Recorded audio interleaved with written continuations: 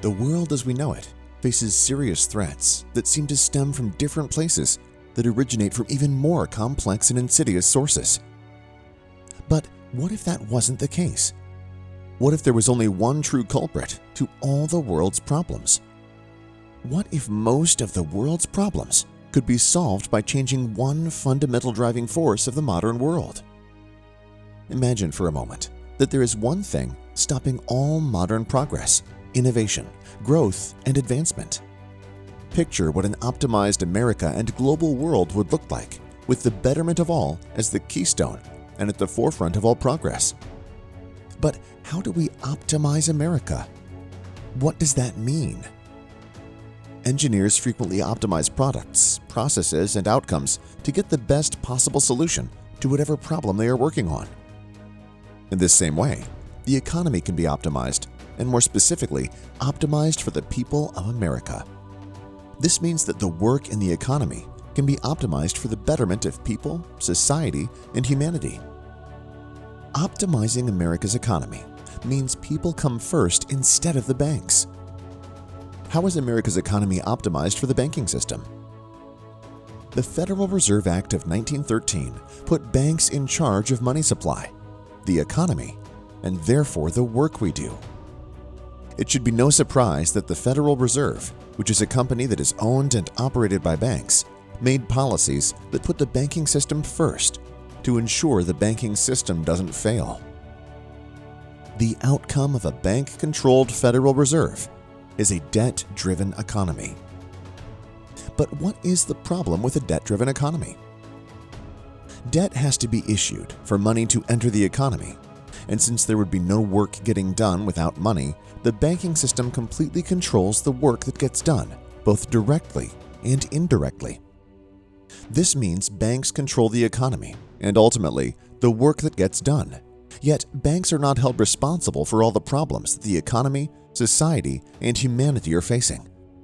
The banking system, under this logic, is therefore responsible for all the problems facing humanity, like global warming, poverty, war, soil erosion, deforestation, the sixth great extinction, ocean acidification, plastic in oceans, overfishing, desertification, obesity, chronic disease, income disparity, wealth gap, the dysfunctional education system, the dysfunctional healthcare system.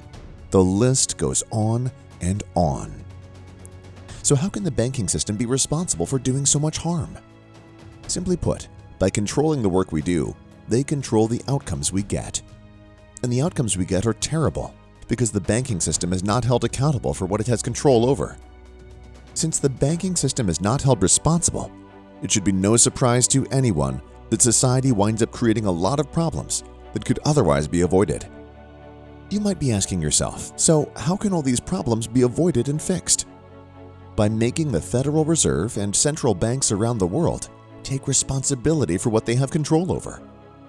The biggest problems can be fixed by doing the work required to fix them. The work that needs to get done doesn't get done because the banking system prevents that work from being financed by debt. The world's biggest problems can be addressed by simply changing words on a single document. But what is this document that is causing so much pain, suffering, and even threatening the end of the world as we know it? The document in question is called monetary policy. This document controls the banking system and therefore controls the work we do and ultimately the fate of humanity. Monetary policy can be controlled politically. In fact, since the Federal Reserve is a corporation, monetary policy and the makeup of the Federal Reserve can be controlled with executive action by the President of the United States. Our world can be saved and optimized by the stroke of a pen by the President.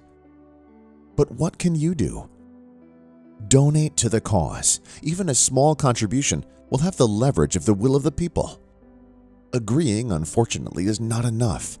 Money is support and power and can get the required work done.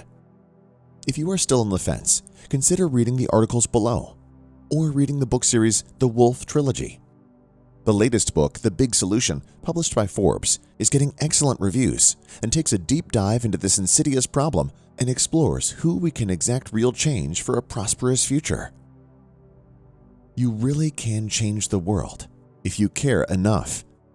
It might sound extreme, but if you care about your children's future and the future for us all, then you should donate to this cause and help save our world from its path to destruction. Donate now. Donate often. Do what you can with the money you have. Saving our world is not a choice if you think about it. It's absolutely necessary. Save our world, optimize our future, and donate now.